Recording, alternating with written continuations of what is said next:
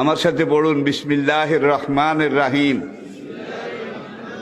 আস্তাগফিরুল্লাহ রব্বি মিন কুল্লি যামবিন ওয়া আতুবু ইলাইহি লা হাওলা ওয়ালা কুওয়াতা ইল্লা বিল্লাহিল আলিয়্যিল আযীম।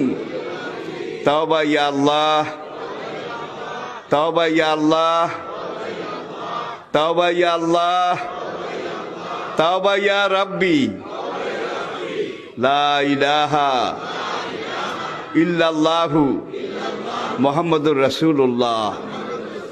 আল্লাহর কসম, পিছনের জীবনে সব গুনাহ আল্লাহ মাফ করে দিয়েছে এই তওবার কারণে, সব মাফ করিয়া লাইছে।